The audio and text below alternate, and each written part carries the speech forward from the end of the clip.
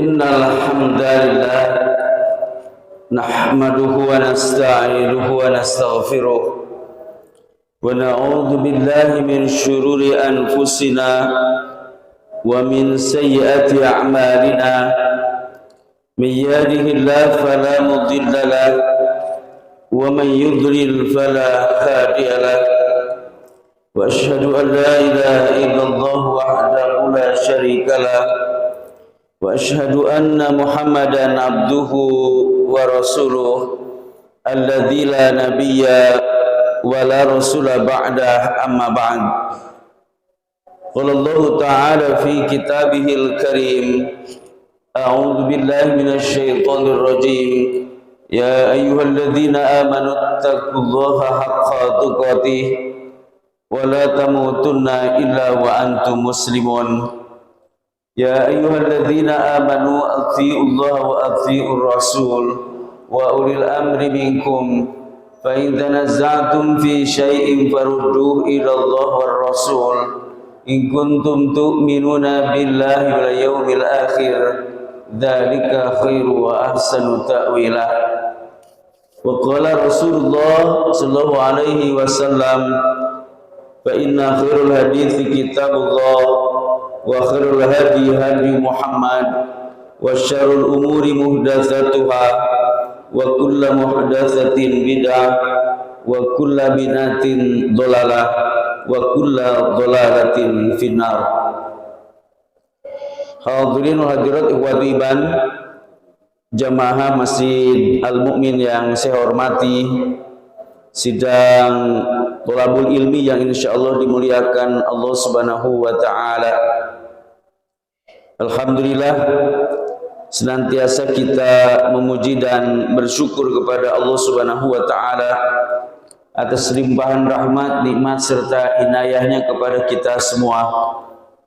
Pada pagi hari ini kembali kita dapat bermuajah, bersua, berjumpa dalam kegiatan rutin thalabul ilmi, menuntut ilmu agama Allah, mempelajari, mengkaji dan memahami al-Islam. Wabil khusus pada setiap hari Ahad setelah kita menunaikan ibadah sholat subuh berjamaah. Mudah-mudahan kita semua dalam keadaan sehat walafiat, sehat jasmani, sehat rohani, serta tetap istiqomah dalam ketaatan kepada Allah Subhanahu wa taala. Seraya semoga Allah Subhanahu wa taala menerima segala amal ibadah kita serta mengampuni dosa-dosa yang telah kita lakukan di masa silam. Amin ya mujibas sa'ilin. Bapak yang saya hormati, dan sampailah ke materi, yakni ini melanjutkan kajian dengan sutratul musalli, yakni pembahasan tentang sutroh bagi orang yang sholat. Ini diangkat karena di beberapa tempat, saya lihat di sini nggak ada sih. Di beberapa tempat masjid itu kita sering lihat ada kayu, ya semacam batu nisan gitu, bentuknya gitu, yang itu digunakan untuk menjadi sutroh. Itu tidak apa-apa, tidak dipersoalkan. Yang dipersoalkan itu kalau menetapkan harus begitu, itu masalahnya. Jadi kenapa ini dibahas? Pertama terkait dengan keutamaan, bahwasanya Rasulullah SAW menganjurkan kepada kita bahwa idza shalla ahadukum, apabila seorang mendirikan sholat, falyastatir, hendaklah dia membuat sutroh, kata Nabi. Bagaimana himakumullah? Nah, sutroh secara bahasa dari kata sataro, artinya penutup, ibadah iman.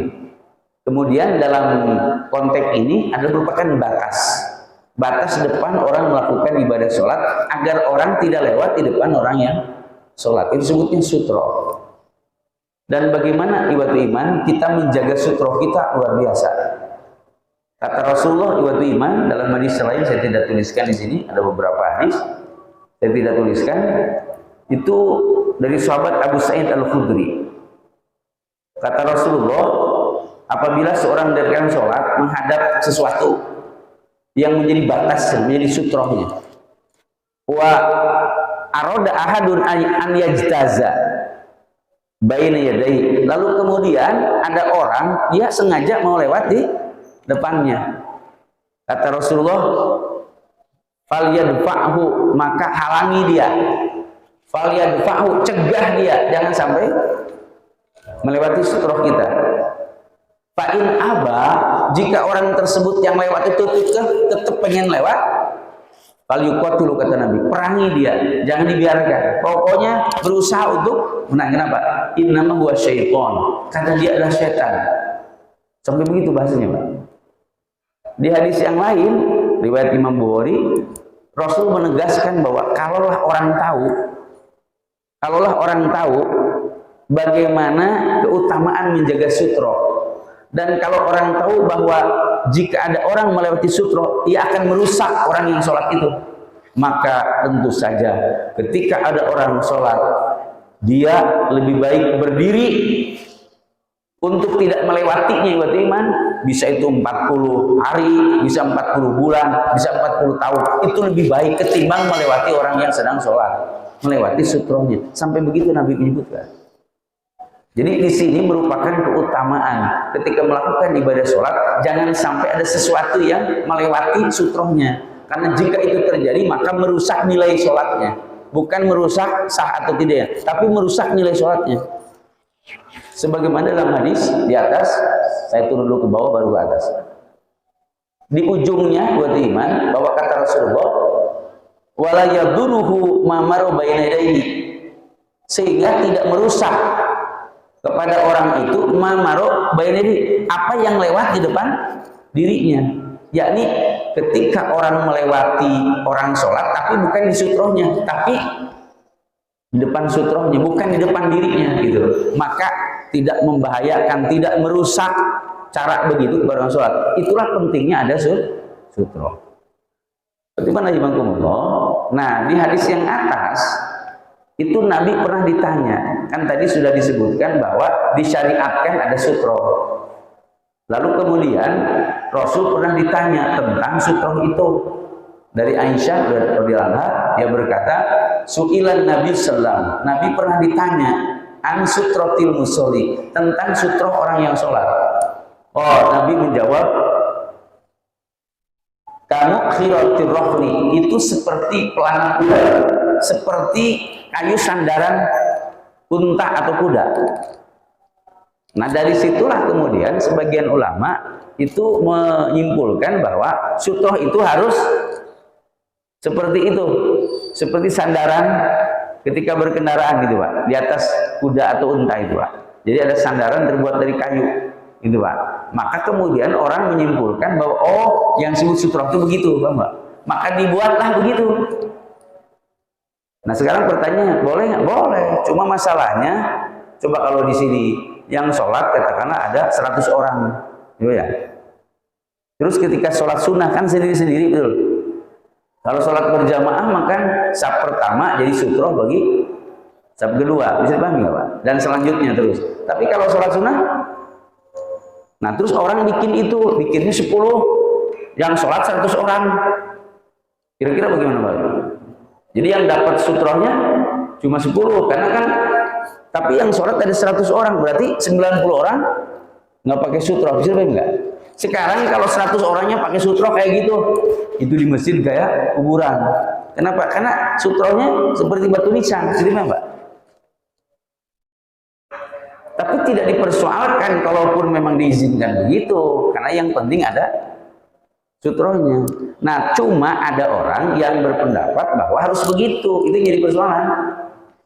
Mana argumennya? Turun ke bawah hadisnya. Ini hadis riwayat Imam Ahmad, Abu Daud, At-Tirmidzi, Ibnu Zaimah, dari sahabat Abu Hurairah dari Nabi sallallahu alaihi wasallam bahwasanya iwatiman Rasul bersabda, idza shalla ahadukum, apabila seorang dari kalian sholat, fal yaj'al tilqa wajhi, maka hendaklah ia menjadikan di hadapan dirinya itu syai'an, sesuatu. Maksudnya meletakkan sesuatu sebagai sutroh. Lalu Pak, mana hadisnya? Fa in lam yazid, maka jika ia tidak mendapatkan sesuatu untuk menjadi sutroh, fal yansib ason, maka hendaklah menancapkan tongkat. Ini kan menjadi pilihan, Pak. Jadi kalau enggak ini, boleh ini. Substansinya pokoknya apa yang bisa jadikan sutroh gitu maksudnya.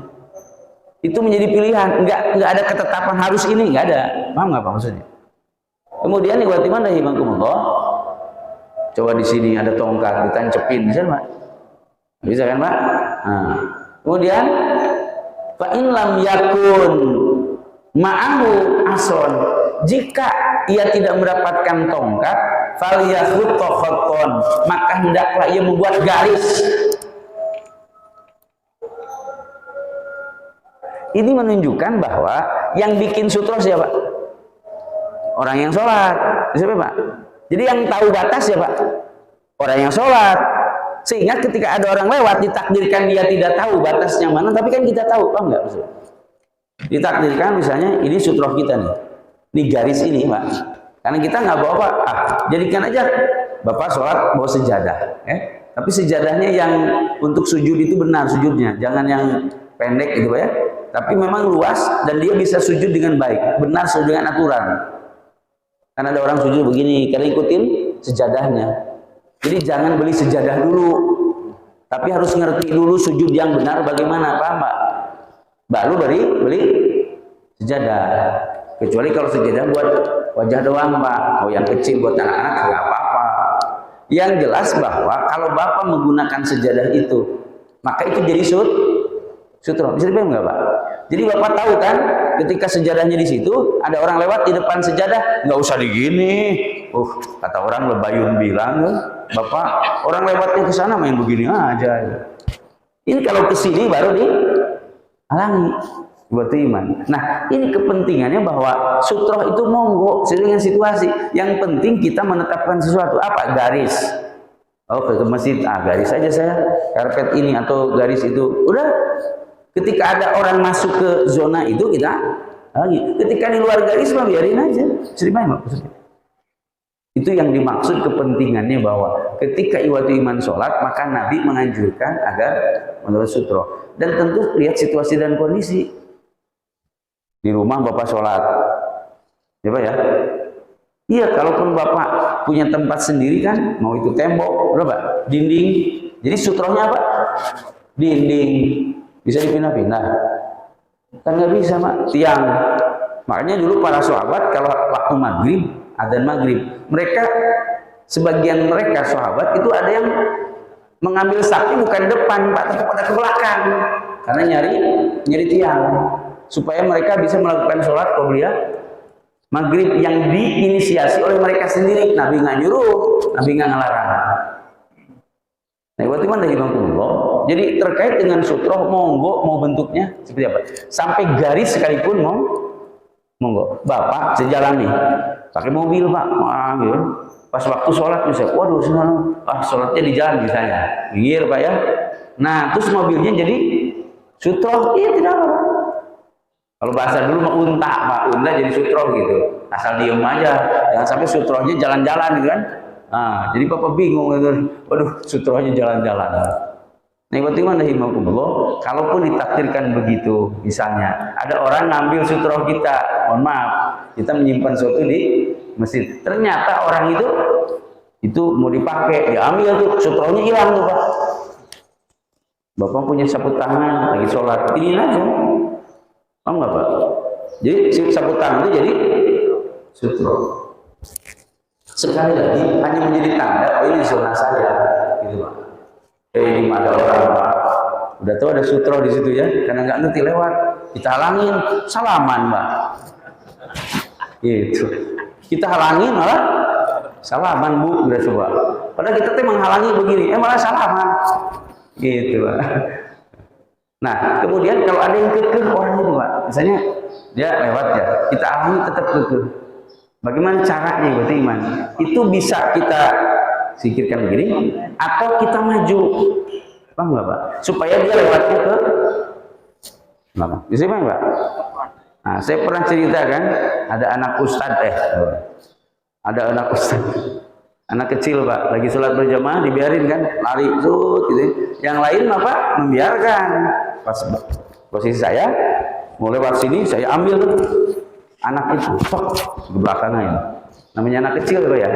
Balik lagi ke sana kan, lari lagi. Tapi pas deket saya dia gini. Oh, jadi main-main gitu. Karena dia tahu kalau langsung pasti saya ambil gitu Pak, pakai jurus putri berkemas tuh Pak, set gitu Pak, kesini Mak gitu. Malah begitu Pak, kok jadi mengganggu. Pas beres, saat anaknya yang dibawa ke masjid itu gitu. Itu merusak Pak, itu merusak Pak. Sholat kita itu menjadi rusak tuh Pak nilainya. Jadi jangan anggap enteng. Makanya ada sebagian ulama itu yang tidak mau kalau di masjid itu ada anak kecil yang belum mengerti, maksudnya gitu. Orang mah kontroversi kan, anak-anak dilarang ngomong, biarin aja, biar nanti mau sholatnya dirusak. Kalau mau bawa anak kecil itu yang sudah mengerti, dia diam, bisa diamin diam. Ini mah pas diam jalan Pak. Yang dirusak bukannya bapak, tapi orang lain dolim tuh Pak. Yang dolim bapaknya, anaknya enggak. Jadi paham Pak. Jadi bawa anak kecil itu yang sudah mengerti, yang bisa diam. Jangan ini mah tidak mengerti dibawa ke masjid. Jadi ajarin dulu di rumah supaya ketika ke masjid tidak bikin onar gitu Pak bahasnya gitu. Itu maksudnya kenapa? Mohon maaf, salah satunya saya azan di Mesir ya, Syekh Mahmud Shaltut itu beliau mengatakan bahwa dilarang anak kecil itu masuk masjid karena akan merusak sholat gitu Pak. Itu keras sekali Syekh Shaltut. Baik teman-teman dan iman, ini kepentingannya bahwa begitu sangat dianjurkan ketika sholat ada sunnah. Buat iman dan iman dan mudah-mudahan yang saya sampaikan ini ada kaitan sholat berjamaah kita Pak. Misalnya Bapak lagi sholat berjamaah terus buang angin, batal kan? Tapi Bapak di tengah-tengah gimana caranya? Mau mundur ada asap kedua, coba. Nah gitu. Jadi gimana dong caranya? Saya diem sampai ada Ustaz, boleh nggak saya tayamum di situ? Nggak boleh, merusak hukum. Ya, tapi kan saya susah. Ya caranya bukan begitu. Nah salah satunya ilmu tentang memahami sutra, karena tidak boleh. Rasul mengajarkan kan di bab soal kaifiah sholat berjamaah yang pernah kita kaji bersama. Ada sahabat ikut sholat sebelah kiri sama Nabi dipindahkan ke kanan, bukan ke depan tapi ke belakang. Kenapa? Karena kalau ke depan berarti melewati, bisa dipahami Pak? Jadi jangan sembarangan Bapak mindahin orang ke sholat salah, mau dibetulin salah ke nariknya, wah itu rusak Pak. Jadi ke belakang. Padahal kalau dia tersegerakan lebih efektif ke depan, betul nggak? Cuma sekali. Tapi belakang masih nggak efektif bahasa kita. Iya, tapi kalau ke depan meskipun mudah itu merusak. Jadi ke belakang. Rasulullah itu megang karena masih kecil kan, dipegang kepalanya, lalu kemudian diputer, pindahkan ke sebelah kanan oleh Nabi. Nah, berarti mana imanullah itu terkesan sepele Pak. Tapi luar biasa. Kalau kita nggak paham rusak sholat itu Pak. Gara-gara hanya soal memindahkan caranya salah. Nah maksud saya adalah babnya bab sutra, tapi Nabi mempraktekkan beberapa hal itu sangat menjaga sutra. Termasuk soal tadi Pak, ini gimana caranya saya supaya bisa lewat. Sementara ke sini sab kedua ada sutra, kalau saya juga ke sini kan sama juga. Suatu sutra orang yang sab pertama kan Pak. Jadi caranya bagaimana? Nah disitu pentingnya orang berjamaah ngerti semua. Soalnya kalau nggak ngerti semua itu susah. Minta tolong, sama kita dorong kan? Caranya nih Pak. Ini sab pertama misalnya. Kita mau pindah nih, ya. Yang ini didorong sama kita, dorong. Mereka kan di depan, kita jalan sini. Jangan ke sini, karena itu sutra orang kan. Sini, dia akan di depan. Yang ini maju. Jadi semua orang maju, paham apa maksudnya? Sab itu semua maju supaya ngasih jalan buat baru keluar itu Pak tuh. Tapi itu kalau orang mengerti, kalau nggak ngerti didorong-dorong, iya maju gitu Pak. Waduh susah, itu Pak. Makanya ada orang kalau susah suka ngomong, tolong maju Pak, saya mau lewat. Soalnya ngomong aja, yang penting jangan sampai begini. Ya silahkan, batal dia. Jadi kita boleh ngobrol sama orang sholat, boleh Pak. Yang nggak boleh itu orang sholatnya merespon, menjawab dengan lisan gitu Pak. Jadi dengan gerakan monggo Pak, minta maaf saya batal nih mau keluar, mau wudhu gitu kan. Tolong Bapak ke depan supaya saya tidak melewati sutra. Udah kalau dia itu ngerti ya maju kan. Terus yang ini maju. Udah Bapak keluar bebas. Tuh Pak, itu bab tentang sutroh. Kalau orang tidak paham, oh lewat aja dah. Aduh, saya udah batal jadi gimana gitu, Pak. Nah, makanya kemudian atau ke belakang misalnya. Caranya bagaimana? Itu pokoknya sutrohnya nggak boleh. Ya, caranya bagaimana? Ya dia maju atau dia miring badannya. Dia maju terus miring. Terus kita terus sampai ke belakang. Itu kalau mengerti. Orang bilang ribet bisa gitu kan. Ya kalau Bapak punya ilmu sapi angin tinggal loncat sono. Kan realitanya nggak kayak gitu. Nah, karena itu harus ada solusi. Nah, solusinya tadi tentang sutroh harus diperhatikan. Jangan sampai kita berpindah malah justru merusak sutra dolim, Pak. Karena orang yang sholat ketika itu akan dirusak oleh kita dengan kita melewati sutroh. Karena itulah maka silakan jadikan sutroh. Sutrohnya bisa apa saja sesuai dengan situasi dan kondisi. Kalau Bapak bawa sejadah, jadikan garis sejadah itu sebagai sutroh. Dan Nabi mengajarkan kepada kita, kalau kita menempatkan sutroh, jangan jauh, dekatkan, kata Nabi. Jadi jangan sampai gini, Pak. Ini dinding. Terus jadi sutroh, tapi Bapak sholatnya di situ. Kan jauh banget tuh, Pak. Itu nyusahin orang jalan tuh, Pak. Deketin, kata Nabi. Kalian hendaklah dekat dengan sutroh kita itu. Baik, ikhwati iman, ini yang dapat saya hantarkan. Dan insya Allah pada pertemuan yang akan datang, kita akan, sebenarnya ini pembahasan harusnya sebelumnya. Pengantar dari sholat, Pak. Ya. Jadi seperti sutroh, terus tentang aurat, ya, kemudian tentang adzan dan iqomah dan segala macam. Insya Allah nanti kita akan lengkapi ikhwati iman beberapa tuntunan terkait dengan pengantar sebelum melakukan ibadah sholat. Ibadah sholatnya sudah diajarkan duluan, ya, karena memang itu sangat mendesak. Nah, mudah-mudahan dengan kita juga melengkapi dengan pengantar melakukan ibadah sholat, itu kita bisa melaksanakan ibadah sholat dengan penuh persiapan yang baik. Wallahu a'lam bishawab. Aqulu qouli hadza wa astaghfirullah li wa lakum. Rabbana la tuzigh qulubana ba'da idh hadaytana wa hab lana min ladunka rahmah innaka antal wahhab. Allahumma arinal haqqa haqqan warzuqna ittiba'ah wa arinal batila batila warzuqna ijtinabah. Rabbana afrigh 'alaina sabran wa tsabbit aqdamana wansurna 'alal qaumil kafirin.